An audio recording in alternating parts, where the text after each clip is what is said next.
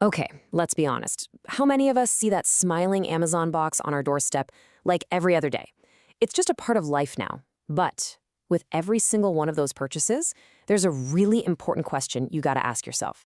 Are you basically just leaving money on the table? I mean, for real, is there free cash you're just not grabbing? It sounds kind of dramatic, but the answer could literally put money right back in your pocket. So, you know what? Let's find out. We're going to dive deep into the Amazon credit cards and figure this whole thing out. All right, first up, the Amazon Rewards puzzle. So the very first thing you need to get is that this isn't just one card. It's kind of like a video game with a secret level. There's the standard card, which is, it's fine. But then there's the Prime member version. And that Prime membership, that's the key that unlocks the boss level rewards. It's really that simple. Okay, section 2. How do the points actually add up?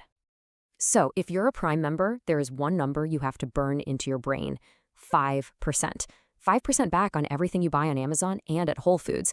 Now, for a card that doesn't have an annual fee, that's huge. A massive return. Yeah, sure, you get a decent 2% at restaurants and gas stations and 1% on everything else, but let's be real, that 5% is the whole show. It's the headliner.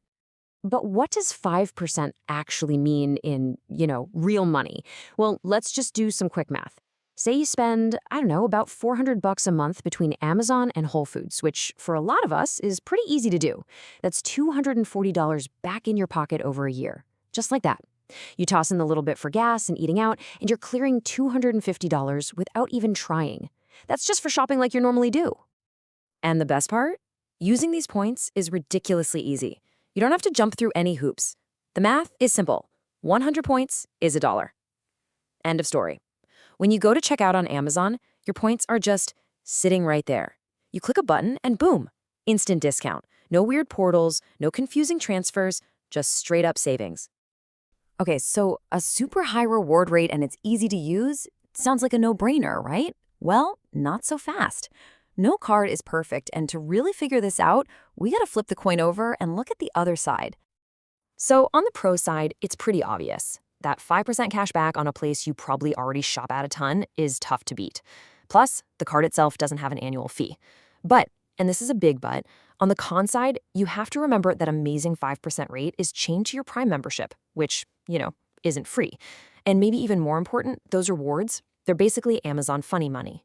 You can't get a statement credit, you can't transfer them to an airline, your points are born on Amazon and they die on Amazon. And that really brings us to what I think is the golden rule of any rewards card, ever. A good card should fit into your life, not the other way around. You shouldn't change your spending habits to fit a card.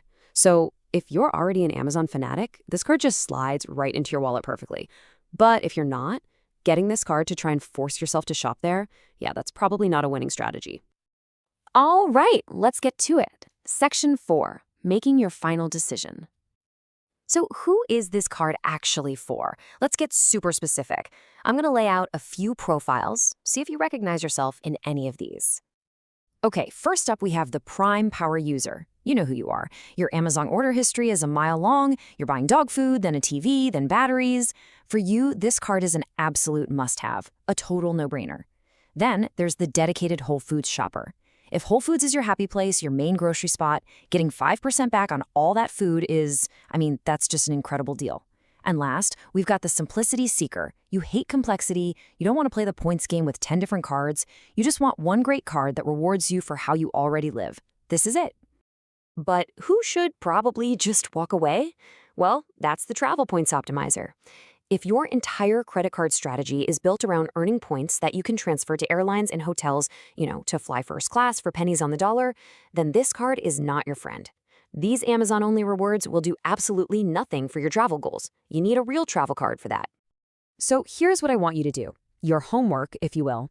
A simple 3-step plan. Step 1. Go look at your credit card statements for the last 6 months. Don't guess. Find out the real number you spent on Amazon. Step 2.